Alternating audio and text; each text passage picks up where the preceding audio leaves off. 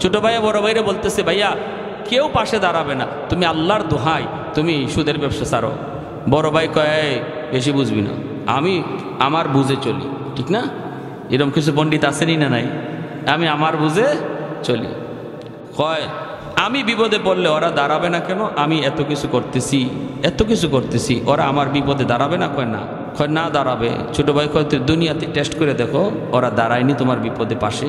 তুমি বিপদে পড়ে দেখো না তোমার মা, তোমার বাবা, তোমার স্ত্রী, তোমার ছেলে পাশে দাঁড়ায় কিনা। কয় কেমনে? কয় তুমি মরা মানুষের ভান ধরে বিছানায় পড়ে থাকো, বাকিটা আমি সারমো, তুমি খালি কান সজাগ রেখো।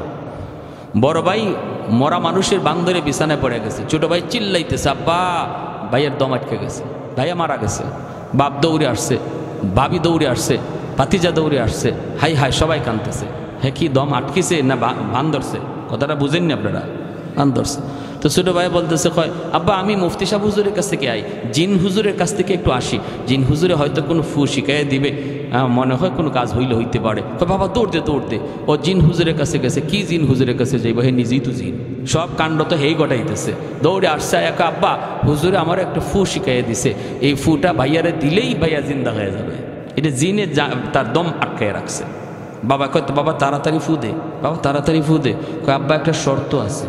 হুজুর বলছে ভাইয়ার গায়ে ফু দিলেই ভাইয়ার সাথে সাথে জিন্দা হয়ে যাবে, বেশক সন্দেহ নেই, কিন্তু ভাইয়ার শরীরে ফু দেওয়ার আগে জীবিত একজন মানুষের গায়ে ফু দেওয়া লাগবে। ওই জীবিত মানুষটা ফু খাইয়া সে জীবিত থাকতে পারে, মরেও যেতে পারে, তবে জীবিত থাকার সম্ভাবনাই বেশি, মরাটার সন্দেহ কম। ও আব্বা, ভাইয়াকে জীবিত করার জন্য ফুটা তোমার গায়ে দিমুনি। এমনি বাপে কয় রাখ, এর বউরে ডাক দে। কথা বুঝছেন? আব্বা ভাইয়া এত কষ্ট কইরা সংসারটা পালতেছে, হালাল হারাম না জান্না না চিনা, এই ভাইয়ারে পালার জন্য, ভাইয়ারে বাঁচানোর জন্য তুমি কি একটু রাজি না ফুটা নিতে? এই কথা বলা মাত্রই বাপে কয় রাখ, তার বউরে ডাক দে। মরা যে বেটা তার ভাই, মরা ভাই কি মরা না জিন্দা? বাপের কথা বাপ ভাই শুনছে না? কানে কানে যায় বলতেছে, ভাইয়া একটু শুধু শুইন, জবাব দিও না। কে কি কয় খালি শুনবা। তোমারে বাঁচানোর জন্য তাদের গায়ে ফু দিতে চাই, ফুটা দিলে যে ওরা মরে যাব তা না, সম্ভাবনা আছে মরার, তবে জিতা থাকার সম্ভাবনাই বেশি। এরপরও ফু নিতে কেউ রাজি। বাবিরে ডাক দিছে, বাবি এদিকে আসো, ভাইয়া জিন্দা হবে। ভাবি কয় তাহলে তাড়াতাড়ি ফু দাও। কয় ফু দেওয়ার আগে তোমার গায়ে ফু দেওয়া লাগবে। আমার গায়ে কেন? কয় তোমার গায়ে ফু না দিলে পরে ভাইয়া জিন্দা হবে না, তুমি জীবিত থাকতে পারো, মারাও যাইতে পারো। ভাবি গো, ভাইয়া এত আদর করছে তোমারে, ঈদে শাড়ি কিনে দিছে, অলংকার কিনে দিছে, কত কিছু দিছে, ভাইয়ারে বাঁচানোর জন্য তোমার গায়ে আমি ফু দিমুনি। এমনি ভাবি কয় রাখো, যেখানে আসো এখানেই থাকো, কাছে আইও না, যে মরছে হেই মরুক। কি কয়? সারা জীবন খাওয়াইছে, আর এখন জামাই রে কয় যে মরছে হেই মরুক। কয় ভাই কানে কানে কয় ভাই হুনছনি? কয় হুনছি, খারো আমি জিতা হইয়া লই। বাতিজারে ডাক দিছে, বাতিজা তোমার আব্বা জিন্দা হইব, ফুটা তোমার গায়ে দিমুনি। বাতিজা কয় চাচা তুমি যেখানে আছো এখানে দাঁড়াও, আজ থেকে তুমি আমার আব্বা। চাচারে আব্বা ডাকে, তবু ফু দিও না। এমনি মরা বেটা, মরা মানুষ উঠতে দিছে দৌড়, এক দৌড়ে মাদ্রাসায় যায় মুফতি সাহেবের কাছে গিয়ে তওবা। থানবী রহমতুল্লাহি আলাইহি তার কিতাবের মধ্যে আনছেন, এক ছুটে যায় হুজুর আমারে তওবা করান, আর জীবনে আমি হারাম টাকা করে ঢুকাবো না, ঢুকায়া বুঝছি আমি কেউ বিপদে পাশে দাঁড়াবে না। এজন্য বলতেছি রে ভাই, কেউ হিসাব দিবে না, হিসাব দিব আমি একা। এটা জানার পরেও যারা হারাম টাকা ঘরে ঢুকায় তার মতো আহাম্মক আর বোকা কেউ না, ঠিক কি না? উসমান গনি রাদিয়াল্লাহু তাআলা আনহু কয়, ইয়া রাসূলুল্লাহ, কেন গো নবী বুঝে পড়ে না? আল্লাহ নবী গো উসমান, আমি তাহলে তোমারে বুঝাই বিষয়টা কি ঘটবে হাসরের মাঠে, একটু বুঝাই, উদাহরণ দিয়ে বুঝাই। নবী বলতেছেন, মসজিদে নববীর ভিতরে সাহাবায়ে কেরাম নবীর সামনে বসা। নবী বলেন, উসমান তুমি যখন প্রশ্ন করেছো তুমি নিজেই দাঁড়াও। নবী দাঁড় করাইছেন, দাঁড় করায় বলতেছেন, বলো তো দেখি সকাল থেকে এই পর্যন্ত কি খাইছো? উসমান গনি বলতেছেন, তিনি তো ধনী সাহাবী, ঘুম থেকে উঠেই বাসি রুটি খাইছি, এরপরে নাস্তার টাইমে নাস্তা করেছি, তারপরে দুপুরবেলা ভুনা গোশত আর রুটি খাইয়ে আপনার দরবারে এসেছি, আল্লাহর নবী বলেন, উসমান তুমি যা খাইছো সব 100% হালাল, বিন্দু পরিমাণ কোনো সন্দেহ নাই। কিন্তু মনে রাখো, একদিনের হিসাব চাইছি, তুমি কথা বলছো 3টা। কথা বলছো কয়টা? সকালে ঘুম থেকে উঠতে খাইছি এক কথা, নাস্তার সময় নাস্তা করছি আরেক কথা, ঠিক না? দুপুরবেলা বোনা গোস্ত রুটি খাইছি আরেক কথা। 3 কথায় টাইম কম লাগছে না বেশি লাগছে? বেশি লাগছে। এবার নবী বলেন, উসমান তুমি এবার বসো। গরিব একজন সাহাবীকে নবী ডাক দিলেন, আমার আব্দুল্লাহ ইবনে মাসউদ তুমি কোথায়? দাঁড়াও। মসজিদের কোণার ভিতরে বসা আছেন আব্দুল্লাহ ইবনে মাসউদ। নবী ডাক দিলেন, আব্দুল্লাহ একটু দাঁড়াও। দাঁড়াইলেন। নবী বলেন, আব্দুল্লাহ আজ সারা দিনে তুমি কি খাইছো একটু হিসাব দাও। আব্দুল্লাহ ইবনে মাসউদ কথা বলেন না, জবাব দেন না। নবী আবার জিজ্ঞেস করেন, আব্দুল্লাহ বলো না সারাদিন আজ তুমি কি খাইছো? বারবার নবী বলার পর আব্দুল্লাহ ইবনে মাসউদ মাথাটা নিচ থেকে উপরে উঠালেন। সাহাবায়ে কেরাম নবী সহ দেখতেছেন আব্দুল্লাহর চোখ থেকে পানি ঝরে। তিনি কান্দেন আর বলেন, নবী গো, আপনি যদি আমাকে জিজ্ঞেস না করতেন আমি কারো কাছে বলতাম না গো নবী। ও গো নবী, আমার পেটে পাথর বাঁধা। আজ সারাদিন না, একদিন না, 3 দিনও আমার পেটে কিছু জুটে নাই। আল্লাহ নবী বলে, রে উসমান, একদিনের হিসাব চাইছি মাত্র আমি নবী, তুমি কইছো 3 কথা, টাইম লাগছে বেশি। আর আমার আব্দুল্লাহ এক কথায় জবাব দিয়ে দিছে, কিছুই খাই নাই, টাইম লাগছে কম। হাসরের ময়দানে আল্লাহ পাক সবাইকে বলবে, জীবনের হিসাব দাও। ইম্মালিহি মিন আইনা ইকতাসাবাহু ওয়া ফিমা আনফাকা। সম্পদ কোন পদে কামাই করেছো, কোন পদে ব্যয় করেছো। ধনী গরিব সবাইকে আল্লাহ ডাক দিবে হাসরের মাঠে, আর বলবে জীবনের হিসাব দাও, সম্পদের হিসাব দাও। না দিয়া কেউ এক কদমও আমি আল্লাহর সামনে বাড়তে পারবা না, একটা কদমও দিতে পারবা না। ওই দিন তুমি উসমান আল্লাহর সামনে দাঁড়াইবা হিসাব দেওয়ার জন্য। আল্লাহ পাক রব্বুল আলামিন তোমার হিসাব নিবে। সম্পদ তুমি হালাল পথে কামাই করেছো, তুমি হিসাব দিতেছ, সব হিসাবই তোমার ঠিক, কিন্তু সম্পদ বেশি হওয়ায় টাইম লাগবে বেশি। পিছনের দিকে আল্লাহ কুদরতি নজর দিয়া দেখব, আব্দুল্লাহর মতো গরিব সাহাবী লাইনে দাঁড়া আছে, যার সম্পদ কম, হিসাবের টাইম লাগবে কম। আল্লাহ পাক কইব, রে গরিবের দল, তোমরা ধনীদের লাইনে দাঁড়ায় লাভ নাই, বাইপাস চলে আসো আমি আল্লাহর কাছে। আব্দুল্লাহর মতো গরিব সাহাবী বাইপাস আল্লাহর কাছে যাইয়া বলবে, মালিক সম্পদ আমার এত দূর, কামাইছে এমনে, খরচ করেছি এমনে। 3 কথায় জবাব দিয়া তোমার লাইনে থাকতে থাকতে আব্দুল্লাহ 500 বছর আগে জান্নাতে চলে যাবে। আর একটু জোরে বলি সুবহানাল্লাহ। লাউজিদ্দাওয়ালা নিদ্দাওয়ালা হাদ্দালি মাওলা, লাউজিদ্দাওয়ালা নিদ্দাওয়ালা হাদ্দালি মাওলা। আল-আনা কামা কানা ওয়ালাম ইয়ালকা জাওয়ালা, আল-আনা কামা কানা ওয়ালাম ইয়ালকা জাওয়ালা। লা মিসলা ওয়ালা সাওয়ার মিসলাম ওয়া নাযীরা। মান ক্বালা সিওয়া যালিকা ক্বাদ ক্বালা মুহালা, মান ক্বালা সিওয়া যালিকা ক্বাদ ক্বালা মুহালা। লা ওয়ালদা ওয়ালা ওয়ালিদা লা আম্মা ওয়া খালা, লা শিবহা ওয়ালা মিসলা ওয়ালা কুফুয়া লিমাওলা, লা শিবহা ওয়ালা মিসলা ওয়ালা কুফুয়া লিমাওলা। জোরে বলি আল্লাহু আকবার। আর একটু জোরে বলি আল্লাহু আকবার। এজন্যই আমার মা বোনেরা খেয়াল করে শুনো, স্বামী গরিব, ফ্যামিলিটাও তোমার গরিব, না শুকরি করো না। তুমি যদি পর্দার ভিতরে থাকো গো আল্লাহর বান্দি, আর নামাজটা ঠিক মতো পড়ো, কোরআন তেলাওয়াত করো, আল্লাহকে ডাকো, আল্লাহ পাক রব্বুল আলামিন তিনি মুনসিফ, আল্লাহ ইনসাফ করে, ঠিক কিনা জোরে বলেন। আল্লাহ কেমন ইনসাফ করছে দেখেন। আল্লাহ কয়, বান্দা ও আমার বান্দি, দুনিয়াতে কষ্ট করছো 60 বছর 70 বছর, ধনীর চেয়ে তুমি কম আরাম করছো, ধনী তোমার চেয়ে আরাম করছে 60 বছর 80 বছর বেশি, কিন্তু আমি আল্লাহ পরকালের ময়দানে শান্তি পাওয়ার জায়গায় প্রতিযোগিতায়, জান্নাতে যাওয়ার প্রতিযোগিতায় তোমাকে 1-2 বছর নয়, ধনীর 60 বছর আর 70 বছর আগে নয়, 500 বছর আগে জান্নাত দিব। তাহলে আল্লাহ পাকের ইনসাফ ঠিক আছে না নাই? এখন আমরা সবর করলে অসুবিধা আছে? এমনি এমনি তো যে কুরমা পোলাও খায় তারও রাত যায় দিন যায়, যে শাক খায় তারও রাত যায় দিন যায়, ঠিক কি না? বরং আমরা দেখি যারা বেশি বেশি গুস খায় আর কুরমা পোলাও খায় আর তেহারি খায় এরা আগে মরে। গরিবে যে শাক শুটকি খায় আল্লাহ এদের হায়াত বাড়াইয়া দেয়। গ্রামের মানুষ হায় হায় হায় হায় গিয়া দেখেন একদম লিতুর, চলতে পারে না, এখনো হাওরে যায়। এই বছর এত বছর বয়সে শহরের কোনো মানুষ ঘর থেকে বাইরিতে পারে না, এর আগেই সব শেষ, হাসপাতালে ভর্তি হইতে হয়, সব নাই। আহা, এজন্য কেউ নাশুকরি করবেন না।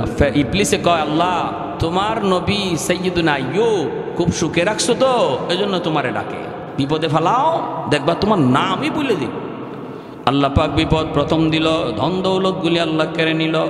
এরপরও নবী আল্লাহর শুকরিয়া আদায় করে। আল্লাহকে ইবলিস দেখ না আমার আইয়ুব এখনো আমি আল্লাহর শুকরিয়া আদায় করে, কয় 6টা পোলা আছে, এজন্য তোমারে ডাকে, পোলাগুলি নিয়ে দেখো দেখবা তোমার নাম ভুলে গেছে। আল্লাহ কয় তাহলে দেখ, একদিনে 6 জনের মৃত্যু।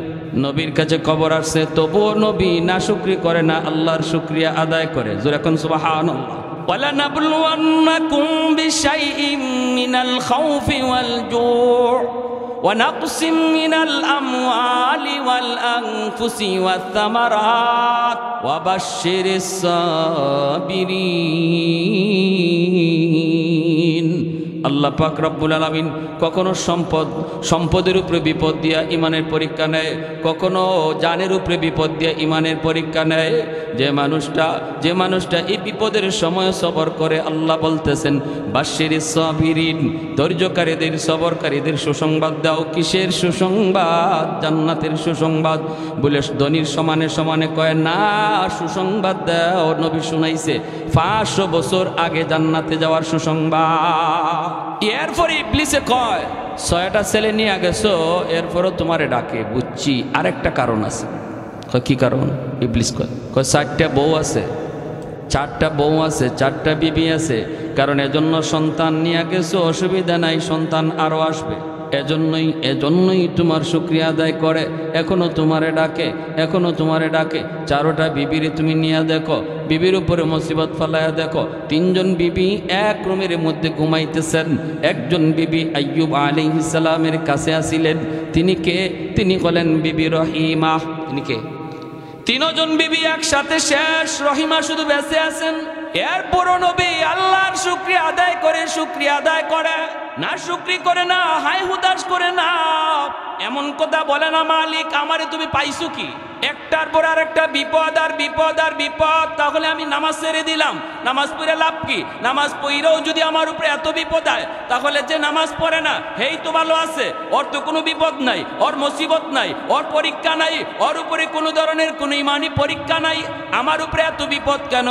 এই কথা বইলা সমাজের কিছু মানুষ হয়তোবা নিজেদের মুখ ফিরায় নেয় মসজিদ থেকে, কি না না এ আমার ভাই একটু দিলটা নরম করে কথাগুলি শোনো। নবী এত বড় বিপদে পড়ছেন, এরপরও আল্লাহর শুকরিয়া করা বলেন না। যেরকম সুবহানাল্লাহ। কারণ নবী তিনি তো ভালো করে জানেন বিপদ দিছেন যিনি, উদ্ধার করবেনও, ঠিক কি না? আর কেউ পারবো? আর কারো দ্বারা সম্ভব না। ইবলিস কয় বুঝছি, এখনো তোমাকে ডাকে, কেন জানোনি? আল্লাহ কয় এখনো কেন ডাকি? কয় শরীরটা সুস্থ রাখছো, এখনো শরীরটা তার সুস্থ আছে, এজন্য ভরসা। যার হাত 2টা ভালো, পা 2টা ভালো, সে গরিব নয়, ঠিক কিনা জোরে বলেন? যার ব্রেইনটা ভালো সে গরিব নয়, তার হাত 2টা এখনো ভালো, সুস্থ, দেহটা এখনো সুস্থ, এজন্য তোমারে ডাকতেছে। একটু বিপদ দিয়া দেখো, শারীরিক অসুস্থতা দিয়া দেখো। 70 বছর পর্যন্ত আইয়ুব আলাইহিস সালাম তিনি একদম সুস্থ ছিলেন। 70 বছর পর্যন্ত নবীর সাধারণ সর্দিও হয় নাই, জ্বর হবে দূরের কথা, একটা ঘাম বিচি পর্যন্ত শরীরে হয় নাই। 70 বছর পর্যন্ত আল্লাহ এত নিয়ামত দিয়া রাখছেন। 70 বছর বয়সে যায় ওনার উপর পরীক্ষা শুরু হলো, শারীরিক বিপদ, শারীরিক অসুস্থতা দেখা দিল, গোড়ায় গোড়ায় ফুসকা উঠে গেল, পশমের গোড়ায় গোড়ায় ফুসকা দেখা দিল। এই ফুসকার ভিতরে পোকা জন্ম নিল, গায়ের ভিতরে যতগুলি পশম এতগুলি ফোড়া, আর প্রতিটা ফুরার মধ্যে একটা করে পোকা জন্ম নিল। ভাইয়েরা, শরীরটা পচে যাইতেছে। নবী তখনও কয়, আল্লাহ আমি এখনো তোমার শুকরিয়া আদায় করি, বিপদে পড়ছি, আল্লাহ বিপদে ফেলাইছো, উদ্ধার করবা তুমি। ও মালিক, আমার সব দেহ যেন পোকায় খায়, জিহ্বা যেন পোকায় না খায়, কারণ আমি জিহ্বা দিয়া যেন আল্লাহ আল্লাহ জিকির করতে পারি। আমার ওই জিহ্বা দিয়ে আল্লাহ আল্লাহ জিকির করবো, জিকির জিহ্বাটা যেন পোকায় না খায়। সারা শরীর থেকে দুর্গন্ধ। এলাকার মানুষেরা কয়, ও আইয়ুব তাড়াতাড়ি এলাকা ছাড়ো, নতুবা আমাদের চলে যেতে হবে, এত দুর্গন্ধ টিকতে পারে না কেউ। বিবি রহিমাকে মানুষেরা কয়, সে বাপের বাড়ি চলে যাও, ভাইয়ের কাছে চলে যাও। বিবি রহিমা কয়, কও কি তোরা আমার স্বামীর পায়ের নিচে আল্লাহ আমার জন্য বেহেশত রাখছে, ঠিক কিনা? স্বামী যেই মহিলার উপরে খুশি, ওই মহিলা মরতে দেরি, জান্নাত পাইতে দেরি নাই।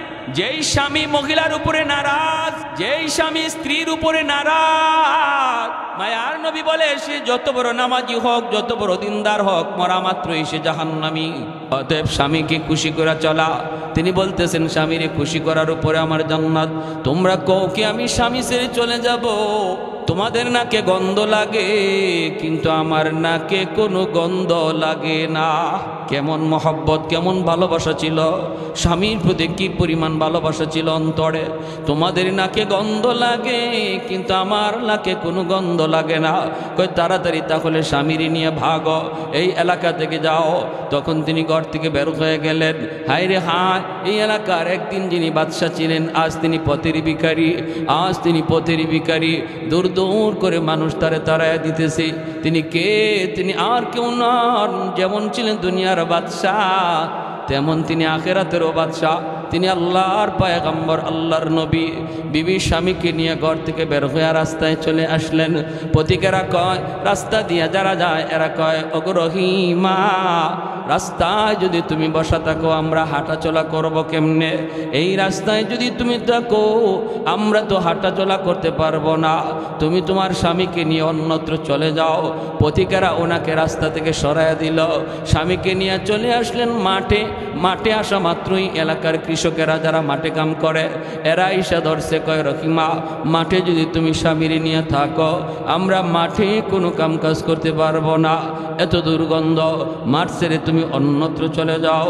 আল্লাহর বান্দি স্বামীকে লইয়া তিনি জঙ্গলের দিকে রওনা দিলেন। জঙ্গলের দিকে, জঙ্গলের কাছে আইসা দেখেন একটা ডাস্টবিন।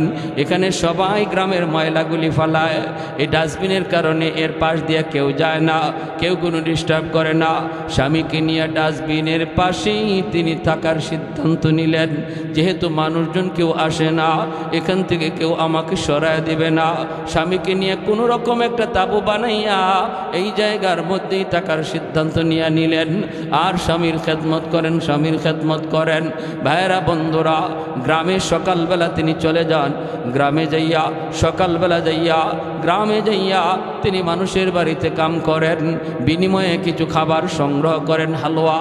ওই হালুয়াটা নিজের হাতে খাওয়ান না, চামচ দেওয়া খাওয়ান না। তিনি চামচ দিয়া খাওয়াইতে গেলে মুখটা তো পচে গেছে, দাঁতের জামিটা পর্যন্ত পচে গেছে, দুর্গন্ধ। চামচ যদি লাগান নবী ব্যথা পায়, ব্যথা পায়, এজন্য তিনি চামচ লাগাইতে পারেন না। হালুয়া খাওয়াবেন নিজের হাত দিয়া, আঙ্গুলটা যদি লাগে, নিজের নখটা যদি লাগে, আইয়ুব পয়গম্বর তিনি উফ করে চিৎকার করে উঠেন। এজন্য বিবি রহিমা তখন নিজের জিহ্বাটারে চামচ বানায় নিলেন। জিহ্বার মধ্যে হালুয়া উঠাইয়া এই জিহ্বাটা স্বামীর মুখের ভিতরে ঢুকায় দেয়। একটু জোরে কন্যা সুবহানাল্লাহ। এ আমার এলাকার মা বোনেরা খেয়াল করে শোনো গো, আল্লাহর বান্দি, দিলটা একটু নরম করে কথাগুলি শোনো। কি পরিমাণ স্বামীর প্রতি ভক্তি ছিল, কি পরিমাণ স্বামীর প্রতি ভালোবাসা ছিল, কি পরিমাণ মহব্বত। নিজের জিহ্বাটারে স্বামীর মুখের ভিতরে ঢুকায়া তিনি চামচ বানাইছেন যেন নবী ব্যথা না পায়। ও শব্দ যেন করতে না হয়, এইভাবে তিনি খাওয়ান, এইভাবেই খাওয়ান। আমার ভাইরা বন্ধুরা, একদিন জিব্বাটা ঢুকাইছেন আর একটা পোকায় ওনার জিব্বার মধ্যে কামড় মারছে। জিব্বার মাঝে যেই মাত্র কামড় দিল, সাথে সাথে বিবি রহিমা চিৎকার দিয়া যন্ত্রণায় বেহুশ হয়ে গেলেন, মাটিতে পড়ে গেলেন। এরপরে একটু পরে হুঁশ ফিরলে পরে তিনি কান্দেন আর বলেন, স্বামী গ, একটা পোকার কামড় আমি সইতে পারলাম না, একটা পোকার কামড় আমি সইতে পারলাম না। আজ এতটা বৎসর, 13টা বৎসর হয়ে গেল, কেমন করে আপনি এতগুলি পোকার কামড় সইতেছেন? কেমন করে সইতেছেন একটু আল্লাহর কাছে বলুন, আল্লাহ যেন আপনাকে সুস্থ করে দেয়। নবী তখন কয়, রহিমা তুমি মনে হয় অধৈর্য হয়ে গেছ, তুমি মনে হয় অধৈর্য হয়ে গেছ। আমি আমার মালিকের কাছে এমন দোয়া করতে পারি না, পারি না, পারি না। কারণ হলো 70 বছর আল্লাহ আমারে সুস্থ রাখছে, অসুস্থ বানাইছে মাত্র 13 বছর, এখনো 70 বছর হয় নাই। আল্লাহ যদি আমার এই জায়গায় আইয়ুব 70টা বছর আমি আল্লাহ সুস্থ রাখলাম, বিন্দু পরিমাণ কোনো অসুস্থতা দেই নাই, আর এখন অসুস্থ অবস্থায় মাত্র 13 বছর গেল, 70 বছরের সমানে সমানে হয় নাই, এখনই বুঝি তুমি অধৈর্য হয়ে গেছো। আমি কি জবাব দিব গো রহিমা? অতএব তুমি আমাকে এমন দোয়া করতে বইল না, আমার মালিক সব তিনি দেখতেছেন, দেখতেছেন। তোমার যদি কষ্ট লাগে চলে যাও, আমার আরো 3 জন বিবি ছিল, তুমি যদি ওদের সাথে রাতে ঘুমাইতা তাহলে তুমিও তো মারা যাইতা। তুমি চলে যেতে পারো, তবু এমন দোয়া আমি করতে পারবো না। বিবি রহিমা জাবরায় আসামিকে বুকে জড়ায় কান্দে আর কই, স্বামী গো, ভুল হয়ে গেছে, মাফ করে দেন, আমি এমন ভুল হয়ে গেছে, আমি ভুল করে ফেলেছি, আর এমন কথা বলবো না, আর এমন কথা বলবো না। মানুষের বাড়িতে যায় তিনি কাম করেন। একদিন তিনি কাম করতে করতে কাম খুঁজতে খুঁজতে কোনো কাজ পান না, কেউ ওনাকে কাজ দেয় না। স্বামীর জন্য খাবার কেমন করে সংগ্রহ করবেন? একজন ইহুদি মহিলার বাড়িতে গেলেন, যাইয়া মহিলাকে ডাক দিয়া বলতেছেন, চাচি কিছু দিবানি? মহিলা কয়, আমি ফাও ফাও মাগনা দেই না, আমাকে বিনিময় দিতে হয়।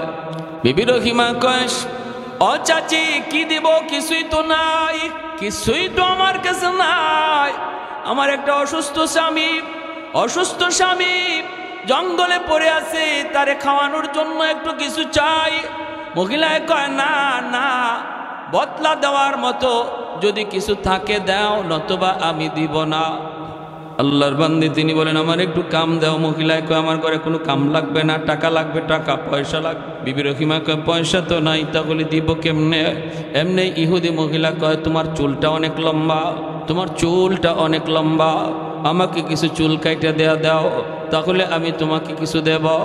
বিবি রহিমা কান্দে আর কয়, না গো চাচি, চুল নিও না, আমার লম্বা চুলটারে আমার স্বামী লাঠি বানাইছেন, লাঠি। যখনই তিনি এই বসা থেকে মাটিতে শোয়া থেকে উঠতে চান হাজত সারার জন্য, আমার চুলে টান দিয়া আমার স্বামী তিনি দাঁড়ান। জোরে কোন সুবহান। লম্বা চুলটা যদি কেটে দেয় আমার স্বামী দাঁড়াবে কেমন করে? দাঁড়াবে কেমন করে? মহিলায় কয়, তাহলে দেওয়ার কিছুই নাই, যাও তুমি বিদায় হও। এক পর্যায়ে তিনি স্বামীর কথা ভেবে কিছু চুল দিয়া দিলেন, নাও কিছু চুল নিয়ে যাও, তবু আমার স্বামীর এখানে খাওয়াইতে হবে। আমার স্বামী জানতেন কোন স্বামী নন, ইনি আল্লাহর পয়গম্বর। মহিলায় কয়েকটি চুল দাও, চুল দিয়ে দিলেন। এইদিকে ইবলিস ইটারে সুযোগ পেয়ে গেছে। ইবলিস আইয়ুব আলাইহিস সালামের কাছে মানুষের সুরত ধরে আইসা কয়, ও আইয়ুব, তোমার বিবি তোমার স্ত্রী রহিমা তোমার জন্য খানা আনে, কেমনে তুমি জানো নি? বলে কেমনে? কয় চুরি করে আনে, মানুষের বাড়িতে চুরি কইরা তোমার জন্য খানার ব্যবস্থা করে। আইয়ুব নবী কয়, কও কি তুমি? তুমি কেডা? কয় আমি গ্রামেরই একজন মানুষ। ইবলিস কয় আমি গ্রামেরই মানুষ। আইয়ুব নবী বলে আমার বিশ্বাস হয় না, আমার স্ত্রী এমন কাজ করবে না, চুরি কইরা এনে আমাকে খাওয়াবে না। শয়তান ইবলিস কয় যদি বিশ্বাস না হয় আসার পরে চুল দেখো। আজকে এক বাড়িতে চুরি করতে গেছিল, তারে দইরা চুল কাইটা দিছে। নাউজুবিল্লাহ। ইবলিস সত্য বলছে না মিথ্যা বলছে? আর একটু জোরে কোন সত্য না মিথ্যা? আইয়ুব আলাইহিস সালাম চিন্তায় পড়ে গেলেন, টেনশনে পড়ে গেলেন আর কান্দেন। ও মালিক আমি তো এমন খানা চাই না যেই খানা হারাম পন্থায় আনা হয়। ভালো করে শুনবেন মা বোনেরা, আপনারাও খেয়াল করে শুনেন, যেই করে হারাম ঢুকে এই করে আরাম থাকে না। আওয়াজ আসতে কেন? যেই করে হারাম ঢুকে এই করে আরাম থাকে না। স্বামী স্ত্রীর ভিতরে ভালোবাসা থাকে না, ভাইয়ে ভাইয়ে দ্বন্দ্ব থাকে, বাপ বেটার মধ্যে মিল হয় না, কারণ হারামের এটা বদ আসর। যে মানুষটা সুদ খায়, যে মানুষটা গান গায়, যে মানুষটা আরেকজনের টাকা জোর করে নিয়ে আসে, এরকমভাবে অবৈধ পন্থায় যে টাকা কামাই করে, অবৈধ পন্থায় যে টাকা কামাই করে, সংসার লালন পালন করে, এই সন্তান কোনোদিন মা ভক্ত হয় না, বাবা ভক্ত হয় না। বড় হওয়ার পর বাবার সাথে বেয়াদবি করে, মার সাথে বেয়াদবি করে, এটা হারামের বদাসর। যেই সন্তান আপনি পালতেছেন রক্তবাণী কইরা, ঘুষের টাকা আইনা, সুদের টাকা আইনা, যেই সন্তান আপনি পালতেছেন এই সন্তানই আপনার কাল হয়ে দাঁড়াবে, এই সন্তানই আপনার দুশ্মন হয়ে দাঁড়াবে, কারণ এটা হারামের বদাসর, হারামের বদাসর। এজন্য ভাইয়েরা সাবধান, হারাম টাকা ঘরে ঢুকাবেন না। হারাম টাকা যে ঘরে ঢুকায় সমস্ত হিসাব আল্লাহ তার কাছ থেকে নেয়। হারাম টাকা করে যে ঢুকায় সব হিসাব তার কাছ থেকে নেয়, বাকিরা হিসাব দিতে হয় না। স্ত্রী হিসাব দিবে না, সন্তানে হিসাব দিবে না, ভাইয়ে হিসাব দিবে না, মায়ে হিসাব দিবে না, বাবায় হিসাব দিবে না, হিসাব দিবেন শুধু আপনি একা। আল্লাহ বলবে বান্দারে বল, এক পাতিল ভাত রান্না করা হয়েছিল তোর সুদের টাকায়, এক পাতিল ভাত রান্না করা হয়েছিল তোর ঘুষের টাকায়, এক পাতিল ভাত রান্না করা হয়েছিল তোর হারাম টাকায়। এই এক পাতিল ভাত তুই খাস নাই, খেয়েছে 10 জন, কিন্তু আমি আল্লাহ 10 জনের ভিতরে 9 জনকে আমি জিগাবো না, হিসাব দিবে তুই একা। খাইছে 10 জনে, হিসাব দিবে একা। ঘর বানাইছে একটা বড় ঘর, এক রুমের ভিতরে থাকে আমি, বাকি 3-4 রুমের মধ্যে থাকে ভাই বোন মা বাবা, কিন্তু আল্লাহ পাক ওদের কাছ থেকে ঘরের হিসাব নিবে না, পুরা ঘরের হিসাবটা নিবে একজনের কাছ থেকে। থাকলাম আমি এক রুমে, হিসাব দিব 10 রুমের, খাইলাম আমি 1 প্লেট, হিসাব দিব 10 প্লেটের। এতটুকু বুঝার পরও যে মানুষটা একা একা হারাম টাকা ঘরে ঢুকাইতেছে, এই মানুষটা বুদ্ধিমান নাকি বোকা? আর একটু জোরে কোন, বুদ্ধিমান না বোকা? খাইছে যখন সবে, হিসাব দেখ সবে, তাহলে তো মান্য নেওয়া যায়, ঠিক না? ঘর বানাইছে, খাই থাকলো 10 জন, আমি হিসাব দিব কেন একা? কি ভাই, যুক্তি আসেনি না নাই? হ্যাঁ, ছোট ভাই মাদ্রাসায় পড়ে, বড় ভাই সুদ খায়। মানে রাখবেন, সুদ, সুদকুর কারা? 4 দল সুদকুর। যে সুদে টাকা লাগায় এও সুদকুর, যে সুদের টাকা আনে এও সুদকুর, যে সুদের সাক্ষী থাকে হেও সুদকুর, যে সুদের লেনদেন লেখে এও সুদকুর। কুল্লুহুম সাওয়া, 4 জন আসামি এবং 4 জন আল্লাহর আদালতে সুদকুর হিসাবে দাঁড়াবে। বলে সুদকুর যে টাকা লাগাইছে, সুদে ব্যবসা করছে, এই তো খালি সুদকুর হওয়ার কথা না। মায়ার নবী বলেন, লানা রাসূলুল্লাহ সাল্লাল্লাহু আলাইহি ওয়াসাল্লাম আকিলার রিবা ওয়া মুকিলাহু ওয়া কাতিবাহু ওয়া শাহিদাইহি। 4 দল। অতএব বিপদে পড়ে, অভাবে পড়ছি, সমস্যায় পড়ছি, এই সুদখোরের কাছ থেকে টাকা নিয়ে আসলাম, আল্লাহর কাছে মাপ পাওয়ার কোনো সুযোগ নেই যে আল্লাহ আমি অভাবে পড়ে গেছিলাম, বিপদে পড়ে গেছিলাম, এজন্য সুদখোরের কাছে গেছি। না, চাইতে থাকো আল্লাহর কাছে, আল্লাহ তুমি সমস্যা সমাধান করো, তবু আমি সুদখোরের কাছে যাব। এত নিকৃষ্ট আল্লাহর কাছে সুদখোর, যে সুদে টাকা লাগায়, যে সুদে ব্যবসা করে, আল্লাহর কাছে এত না পছন্দ। আগেকার যুগে আমাদের দাদাদের আমলে শুনছি, গরু যে হাল বায়, হাল চাষ করে, হাল চাল করতে গিয়ে গরুর এই জায়গার মধ্যে একটা কি হয়ে যায়, গর্ত, হ্যাঁ, গা হয়ে যায়, গা হইলে পোকা জন্ম নেয়, ঠিক না? তো ওই যুগে এরম করতো যে ওই এলাকার মার্কা মারা সুদকুরের নাম কাগজে লেখা গরুর গলার মধ্যে লটকায় দিলে পোকাগুলি জরজরায় মাটিতে পড়ে যেত। মানে পোকায়ও সুদকুরে ঘৃণা করে, পোকাও কি করে, সুদকুরে ঘৃণা করে। আল্লাহর দোহাই, কার জন্য কি করতেছে, কার জন্য, কাদেরকে খাওয়াইতেছেন হারাম টাকাই না, কাদেরকে? বিন্দু পরিমাণ সহযোগিতা করবে না। আইয়ুব আলাইহিস সালাম কয়, ও মালিক, আমি তো চাই না চুরি করে আমার স্ত্রী আমারে খাওয়া, চুরি করে আমার স্ত্রী আমাকে খাওয়াবে, এটা তো চাই না। আল্লাহ, আমার স্ত্রী তো এমন যদি করে, আমি স্ত্রী রাখবো না, স্ত্রী রাখবো না। ইনি তো কসম করে ফেলছেন, আমি যদি দেখি আমার স্ত্রী রহিমার চুল কাটা, আমি তার 100টা বেত্রাঘাত করব, 100টা বেত্রাঘাত করব, এরকম কসম করে ফেলছেন। ভাইরা বন্ধুরা, আল্লাহর বান্দি তিনি যখন খানা নিয়ে আসছেন, আইয়ুব আলাইহিস সালাম তিনি তো খানা আর খান না, চুলের দিকে তাকাইতেছেন, তাকায় দেখেন সত্যিই তো চুল কাটা। বলুন তো চুলটা কাটা গেল চুরি করার কারণে নাকি ওই মহিলার কারণে? মহিলায় কয় কিছু না দিলে খানা দিমু না, কিন্তু শয়তান আইসা লাগাইছে উল্টা কথা। আইয়ুব আলাইহিস সালাম কই রহিমা চুরি কইরা বুঝে আমার জন্য খানা নিয়ে আসো, এই খানা আমার প্রয়োজন নাই, প্রয়োজন নাই, খানা আমার সামনে থেকে সরাও। ইমানদার খাঁটি মুমিন যদি বুঝে এটা হারাম খানা, জান যাবে তবুও খাবে না, ঠিক কিনা? ইমানদার মুমিন যদি বুঝে এটা শুয়োরের গোশত, এটা মদ, তাহলে জীবন যাবে তবুও হারাম মুখে দিবে না। কারণ হারাম খানা যে মুখে দেয় তার ইবাদতে মজা লাগে না, নামাজ পড়তে তার কোনো স্বাদ লাগবে না। মসজিদের ভিতরে ঢুকলে তাড়াতাড়ি মসজিদ থেকে বের হতে মন চাইবে, তারাবির নামাজে ঢুকলে পরে হুজুর তাড়াতাড়ি পড়ে না কেন, তাড়াতাড়ি করে কোরআন পড়ে না কেন, এত আস্তে আস্তে পড়ে কেন, তার ভালো লাগে না। কারণ কোরআন তেলাওয়াত তার ভালো লাগে না, স্বাদ লাগে না, মজা পায় না। কারণ হলো শরীরে রক্ত মাংস হারাম, শরীরে রক্ত মাংস হারামের বদ আসর। নামাজে মজা লাগবে না, কোরআন তেলাওয়াতে স্বাদ লাগবে না, জিকিরে মজা লাগবে না, মজা লাগবে সারে গামা। মজা লাগবে কি? সারে গামা। একটা গানের আয়োজন খালি করেন, দেখবেন এখানে কি মজা লাগে। আর ওয়াজ মাহফিলে আসতে বসতে মজা লাগে না, এটার এক নাম্বার কারণ রক্ত মাংস হারাম। রক্ত মাংস কি হারাম, আমার দুঃসা লাভ নাই। আপনারা কি মনে করেন তা জানি না, আমি যা বলতেছি কোরআন হাদিস থেকে বলতেছি, ঠিক কি না? কেন ইবাদতে মজা লাগে না? আল্লাহ রসুলের নাম শুনতে ভালো লাগে না, লাগবে কেমন করে? রক্ত মাংস হারাম। এখন বিবি রহিমা বলতেছে, স্বামী গো খোদার কসম আমি চুরি করি নাই। আপনারা কে কইছে? ওই এলাকার একজন মানুষ কয় না না এ মানুষ না, ইবলিস। তখন নবী বুঝে গেছেন এই যে ইবলিস। কেমনে কি হয়েছে? কয় ওই মহিলার কারণে। ইহুদি মহিলা আমাকে শর্ত লাগায় দিল, শর্ত, চুল যদি না দাও তাহলে খানা দিমু না, চুল যদি না দাও খানা দিমু না। এই কারণে চুল দিছি, চুরি কইরা দেই নাই, চুরির কারণে চুল দেই নাই। ভাইরা বন্ধুরা, আল্লাহ পাক রব্বুল আলামিন জিব্রাইল আমিনকে পাঠাইছি, ও জিব্রাইল তাড়াতাড়ি করে যাও, যাইয়া আমার আইয়ুবকে জিগাও। আইয়ুব আলাইহিস সালামের কাছে জিব্রাইল আমিন চলে আসলেন। আয়েশা বলতেছেন, নবী গো আপনার স্ত্রী রহিমা যা বলতেছে ঠিক বলেছে, সে চুরি করে নাই। তাহলে আপনি যে কসম করলেন, কসমের কি করবেন? 100টা ছোটো ছোটো কচি, 100টা ছোটো ছোটো এই বাঁশের কঞ্চি একত্রিত কইরা আস্তে করে একবার আপনি আঘাত করবেন, কসমের কাফারা হয়ে যাবে। আর নবী গো অগনবী সালাম দিলেন নবীকে। আইয়ুব আলাইহিস সালাম সালামের জবাব দিতে একটু দেরি করলেন। জিব্রাইল আমিন ডাক দিয়া কয়, নবী গো আপনি যদি সালামের জবাব দিতে দেরি করেন তাহলে উম্মত করবে কি?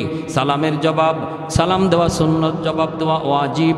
জবাব শুধু কানে কানে আর মনে মনে নয়, জবাব শোনায়া দেওয়া ওয়াজিব, শোনায়া দেওয়া ওয়াজিব। যে সালাম দিছে তারে শোনায়া জবাব দেওয়া ওয়াজিব। সালাম দিলে পরে সুন্নত, সওয়াব হয়। সালামের জবাব, এই জবাব না দিলে গুনাহ হয়। সালাম কেউ যদি না দেয় গুনাহ হবে না, কিন্তু জবাব যদি কেউ না দেয় কবিরা গুনাহ হবে। জবাব না দিলে কি গুনাহ? সালাম কেউ না দিলে গুনাহ হবে না, দিলে সে সওয়াব পাইল। কিন্তু যদি কেউ আপনারা সালাম দিয়া দেয় তখন আপনার উপরে ওয়াজিব হয়ে যায় সালামের জবাব দেওয়া। যদি না দেন কবিরা গুনাহ। আমাদের সমাজে কিছু মানুষ আছে সালাম দিলে জবাব দেয় না, আছে না? আপনাদের এলাকায় মনে হয় নাই, সালাম দিলে জবাব দিতে চায় না। আবার কিছু মানুষ আছে জবাব দেয় ও কি, সালামের জবাব কি মরার পরে বাইর করবো আল্লাহ। সালামের জবাব হইল ওয়া আলাইকুম আসসালাম ওয়া রাহমাতুল্লাহ। তাও এটা যে সালাম দিছে তারে শোনাইয়া বলতে হবে, সে শুনতে হবে জবাব। কত ধরনের রাজনৈতিক সালাম যে আমাদের আছে। সালামের সহি তরিকা আসসালামু আলাইকুম ওয়া রাহমাতুল্লাহ, কিন্তু কেউ আছে আসসালামু আলাইকুম, রাজনৈতিক সালাম আসেনি না নাই? আসসালামু আলাইকুম, আসসালাম শব্দের অর্থ হলো শান্তি, তোমার উপরে শান্তি নাজিল হোক। আর যদি কেউ কয় সালাম আলাইকুম, সাম শব্দের অর্থ হলো মরণ, তুমি তাড়াতাড়ি মরো। এ দোয়া করলো না বদ দোয়া দিল? তুমি তাড়াতাড়ি মরো, এটা দোয়া না বদ দোয়া? বদ দোয়া। তাহলে কেউ যদি সালাম আলাইকুম কয় তাহলে আপনি আটকাইবেন, এই মেয়ে কোত্থেকে সালাম শিখছো? সালাম সহি করে দিতে পারো না, তোমার সালাম দিতে কইছে কে? তুমি সালাম আগে শিখো। আসসালামু আলাইকুম ওয়া রাহমাতুল্লাহ। সবাই পড়েন আসসালামু আলাইকুম ওয়া রাহমাতুল্লাহ। রাহমাতুল্লাহ। দিব তো? কারে? সবার আগে মারে, সবার আগে বাবারে। সালামের হকদার সবার আগে বাপ মা, যেরকম। আর আমরা এখানে নাই, বাবারে সালাম দিতে সন্তানের লজ্জা পায়, মারে সালাম দিতে লজ্জা পায়। তোমার উপরে শান্তি নাজিল হোক, এই দুয়ার হকদার সবার আগে বাপ মা সন্তানের কাছ থেকে। এজন্য বাপ মারে বেশি বেশি সালাম দিবেন, বাপ মারে বেশি বেশি। স্বামী স্ত্রী একে অপরে সালাম দিবেন। সালামের কারণে আল্লাহ মহব্বত বাড়াইয়া দেয়, দূরত্ব আল্লাহ দূর করে দেয়, মহব্বত আল্লাহ বাড়াইয়া দেয়। ভাইয়ে ভাইয়ে একটু দূরত্ব, সালামের প্রসার করো, মহব্বত আল্লাহ বাড়াইয়া দিবে। বাপ বেটার মধ্যে একটু দূরত্ব, ছেলে বেশি বেশি বাবার সালাম দাও, অটোমেটিক আল্লাহ মহব্বত বাড়াইয়া দিবে। পারবো না ইনশাল্লাহ? শেষ, বেশি সময় নেই আর, শেষ আর 2 মিনিট। এইবার আইয়ুব আলাইহিস সালামকে জিবরাইল আমিন কয়, নবী গো সালাম দিতে দেরি করলেন কেন? জবাব দিতে দেরি করলেন কেন? সালাম তো আমি দিলাম, জবাব দিলেন না কেন সাথে সাথে? আইয়ুব আলাইহিস সালাম বলতেছেন, ভাই জিবরাইল, আমি তো জবাবটা ইচ্ছা করে দেরি করি নাই। তুমি যখনই সালাম দিছ তখনই আমার জিহ্বার উপরে একটা পোকা বসা। আমি চিন্তা করলাম এখন যদি জবাব দিই জিহ্বাটা নড়বে আর পোকাটা মাটিতে পড়ে যাবে। পোকা যদি কিয়ামতের ময়দানে আল্লাহর কাছে বিচার দেয়, মালিক তুমি আমাকে তোমার নবীর কাছে পাঠাইছিলা মেহমান বানাইয়া, কিন্তু তোমার নবী আমাকে খাইতে দেয় না, এই মাটিতে ফালাইয়া দিছি, কি জবাব দেব ওই দিন? এই ডরে আমি দেরি করলাম। পোকাটা জিহ্বা থেকে সরার পর আমি সালামের জবাব দিলাম। আল্লাহ বলে, জিব্রাইল জবাব কেমন পাইছো? জিব্রাইলে কয়, আল্লাহ আসমানের নিচে এত সুন্দর জবাব আমার জানা নাই। আল্লাহ পাক কয়, আরো কি পরীক্ষা লাগবে? জিব্রাইল কয়, না গো মালিক, সুপারিশ করি তোমার নবীরে আর পরীক্ষায় তুমি ফালায়ও না। 18 বছর হয়ে গেছে এরকম অসুস্থ অবস্থায়, 1-2 বছর নয়, 18 বছর হয়ে গেছে। আল্লাহ তুমি আর পরীক্ষা দিও না। তখনই আল্লাহ পাক কয়, জিব্রাইল আমার নবী সাইয়্যিদুনা আইয়ুবকে বলো যেন পায়ের গোড়ালি দিয়ে মাটিতে আঘাত করে, পানি উঠবে। তখনই জিব্রাইল কয়, নবী গো পায়ের গোড়ালি দিয়ে মাটিতে আঘাত করেন, জমজমের মতো পানি বের হবে। আইয়ুব আলাইহিস সালাম কয়, ভাই জিব্রাইল আমার তো পায়ের গোড়ালি নাই, পোকায় তো সব খায়া ফেলাইছে, কি দিয়ে আমি আঘাত করব? আর জিব্রাইল কয়, যা আছে তা দিয়ে আঘাত করেন। আঘাত করছেন মাটিতে, সাথে সাথে মাটি ফেটে জমজমের মতো পানি বের হওয়া শুরু হলো।